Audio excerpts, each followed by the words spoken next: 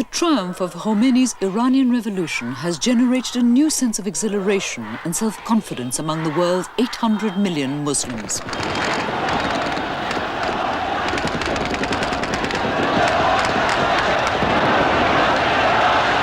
Today, resurgent Islam, armed with faith, fanaticism and the petrodollar, confronts the rest of the world. Tonight, in three crucial areas, we examine the political and military implications of the Islamic revival. The present ruler of Pakistan is the 53-year-old General Zia al-Haq. He and his cabinet are trying desperately to contain the tensions that threaten to destroy the fragile unity of Pakistan. With army backing, Zia seized power and declared martial law on the 5th of July 1977. But neither Zia nor the generals have come up with the solutions to the national problems of poverty, inequality and separatism. Little hot outside. Zia is a deeply religious man. He even breaks up cabinet meetings to go and pray at the nearby mosque. He says that he's just a simple soldier, but like that other simple soldier for Islam, Libya's Colonel Gaddafi, Zia believes that by imposing new Islamic laws on an already devoutly Muslim country, he can subdue all its problems. In the absence of an elected government in Pakistan, why has he initiated these laws on his own? Once you profess to be a government of some sort, you can't afford to stand still. This is point number one. Point number two is, when I took over on 5th of July, I promised three things. I said, first and foremost, I will bring back the Islamic values. I will venture for the Islamization of laws and bring in Islamic values. And third, I hold the elections. These are the three things I promised. But Pakistan, unfortunately, has one of the lowest income per capita in the world. Yes. Are you advocating that faith will fill their bellies rather than economic measures? No, I'm not. I'm saying that faith will do half the trick, and half of the trick should be done by positive economic measures, by physically giving a loaf of bread to the man, say, this will fill your stomach. And once this fills your stomach, then turn to God and say that this loaf of bread has come from him. But faith and fine promises have done little for Pakistan. Not only is income per capita one of the lowest in the world, but the vast majority of people now live below subsistence level, while 60% of Pakistan's meagre budget is drained by defense expenditure. People watch hopelessly as prices of basic commodities like milk, lentils and cooking fat rise. And in May, the price of wheat rose 45%. Opposition politicians claim that the last wage rise was 2 years ago, when the basic wage rose from £7 to £12.50 a month. Here, women cannot afford the luxury of veiling and seclusion, as in Saudi Arabia. They work unveiled beside their men, scratching a living from the soil. Already heavily taxed, Pakistan is now further burdened with Zia's new Islamic taxes. Zakat is a tax of 2.5% on the value of your possessions, and Ushur is a 10% tax on agricultural produce. Taj Langa is the leader of a coalition of left-wing parties. He's just returned from his rural constituency. I asked if the people could afford to pay Zakat and Ushur. No, I'm afraid, because Pakistani people are already heavily taxed, and Zakat is just one more form of tax. And in Saudi Arabia, people do not pay any other form of tax except Zakat. So in this country, when people are already heavily taxed, it is impossible for them to pay Zakat. And most of this money is going to be spent on administrative expenses and on collection and on corruption. So in fact, the money which is going to be collected by Zakat and Ushur together is not going to substantially contribute to the welfare of the people of this country. It's only a religious slogan. So aren't General Zia's new Islamic laws further complicating Pakistan's economic problems? No. I'm not mixing up the economic problems. Economy has its own value, and faith has its own value. And in our way of thinking, Islam is not just one part of your life. It encompasses everything. Even your economy should be regulated according to Islamic laws. But some people say that this is impossible to put into action, sir. That it's, with respect, a pipe dream. Oh no, you will see. I'll call you. No, I'm not. This is a challenge. I'll call you to come and witness the organization and distribution of zakat and ushur, which will be effective from 1st of July. I couldn't help wondering how much of the zakat and ushur, if any, would reach the people in most need. To find out, I travelled to remote Baluchistan on the borders of Iran and Afghanistan.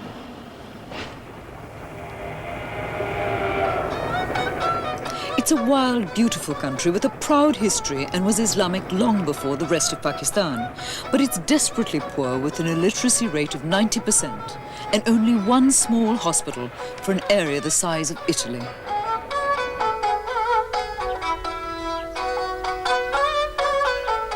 This village of nearly 1,000 people, just 17 miles outside Baluchistan's capital, Quetta, has no electricity, roads, dispensary or school. But it is lucky to have a well. Water means that they can survive by cultivating the arid soil. Their less fortunate neighbours have to depend on the sparse rainfall. They complain bitterly that they need only a few kilowatts of electricity to power a pump, turn the desert green, and raise their income above its present £8 a year. But that power isn't available. Zia cannot dissolve the harsh deprivations of this area merely with Islam. He says he sent aid, but the Baluch deny this and threaten revolt. President Zia seems to think that Islamification of the country will solve the economic, social ills and bind the country together. What do you think? Well, I tell you, so far the Islamification is concerned, I don't know what it means by the Islamification from General Zia. But it has been never tried, the Islam, after our Prophet and his caliphs. Everybody who used the name of Islam and Islamic system, they only brought some Islamic law to support their despotism, their empire, their kingship. But today when General Zia said that he is going to bring Islamic law, we have seen only some penal laws from the Islamic code and two taxes, Islamic taxes you can say, a land revenue and one another tax. So this is not really, this will not meet the needs of the people. If you don't get these conditions that you want, what are you going to do? I tell you, so far as the people is concerned, it is quite clear. This is not a question of Baluchistan only, it is the question of the whole of the Pakistan. And the Pakistan people, if their needs, their shelter, their food, their education and their needs were not met, the people will overthrow all these rulers and they will bring a system which fits them. You're talking about overthrowing the system? Yes, naturally they will overthrow this colonial system and the rulers who stand for that. To every suggestion that Pakistan could disintegrate because of the economic, regional or religious tensions, General Zia has a simple solution. I think the only cementing force is Islam. But within Pakistan, Islam itself is divided.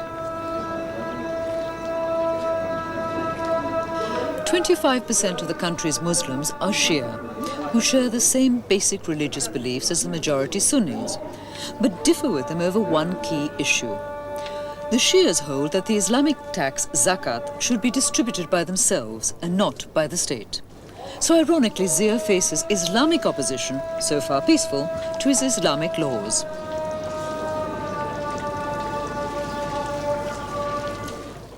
Even more controversial is Zia's determination to impose the severest Islamic punishments, some of which have been enforced under martial law orders inherited from the British. We started off from a point which, in my opinion, was most pertinent from the point of view of impact on the society.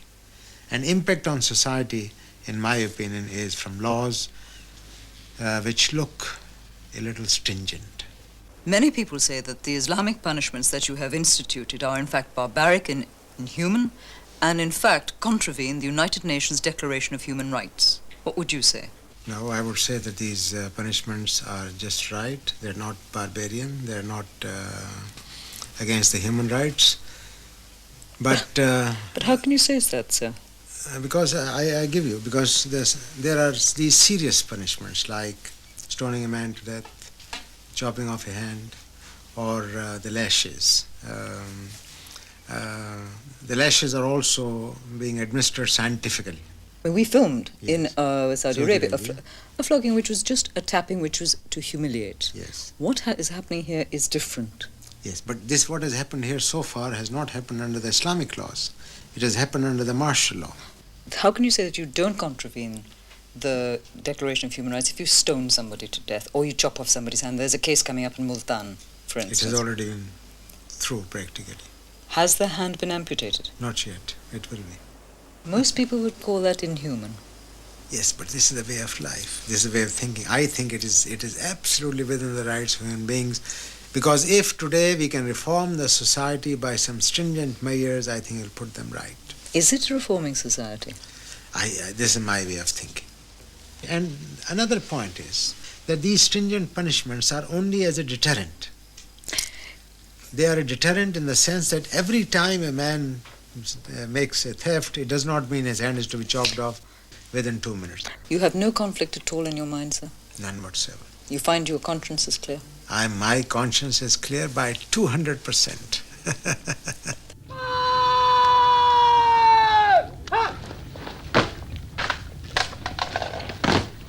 Listening to the substance behind the orders and slogans, many wonder how meaningful Islamification is for Pakistan. Zia's critics allege that he's merely using it to paste over the cracks and employing the army to enforce his rule. But what is more disturbing is that he now proposes to institutionalize the army's role politically. And for this, there is no precedent in Islam. But the critics don't worry Zia. What I want is that a constitutional role for the armed forces must be a part of the constitution so that you don't have to impose the fourth martial law. We have had 3 martial laws. Now mind you, this again is my personal view and also a view of some of my associates. But that does not mean I'm going to thrust this on the people. All these things which are in my mind, we are going to put them before a legal body, have them examined thoroughly, and then after examination put them to the politicians, and if the majority agrees we will do that. If the majority does not agree, then we will not. But then how can you put it constitutionally? Because by the 73 Constitution, to amend the Constitution, you need 2/3 majority of the National Assembly. Yes. But by virtue of my being a Chief Martial Administrator, I have been authorized by the Supreme Court to amend the Constitution under the law of necessity. Why are you doing this? Isn't this un-Islamic? No, if you take it from the very critical angle, the Constitution itself may be un-Islamic.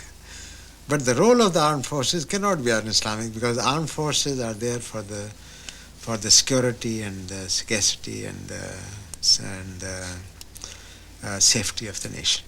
How do you see their role? I mean, how many seats will they have, for instance? None. I do not expect that the army generals will come and sit in the National Assembly, no.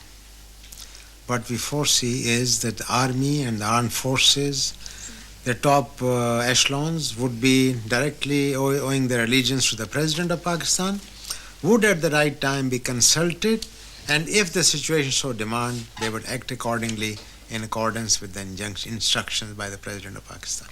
This is what I foresee. But how does that reconcile with the Islamic democratic system? Our present system is also not totally Islamic. So a little bit of hodgepodge and a little bit of hodgepodge will remain hodgepodge. In view of the opposition to Zia's plans, I asked a constitutional lawyer how long Zia could survive. I would say he can continue in power only as long as it is necessary in national interest, not Zia's interest, in national interest to remain in power. And if he stays one day more than is in national interest, he is to that extent overstepping the limits and the liberties which have been given to him by the Supreme Court. Do you think he's overstepped the limits? I should think that he is certainly not minding the limits. What then is the basis of the present government? The basis of the present government is that they are in power. Power is their basis. Despite his critics, Zia has recently inaugurated an Islamic novelty, the Majlis. In Saudi Arabia, the Majlis is truly Islamic, giving any citizen access to his ruler. Here, only a selected few can get to Zia. And a Majlis is a poor substitute for the elections he promised within 3 months of taking power. That was 2 years ago. As with so much in Pakistan, Zia will decide when the elections will be. This is for the good of the country and good of the politicians, not so much for my good health. Who decides that, sir? I will. I'm a martial administrator, you're forgetting. I am a martial administrator. But then you're imposing with respect, no, sir. aren't you? exactly. These are my ideas. I would consult all the political leaders and I will decide what the general consensus demands. Do you think the elections will actually take place? If he does not hold them, so much the worse for him.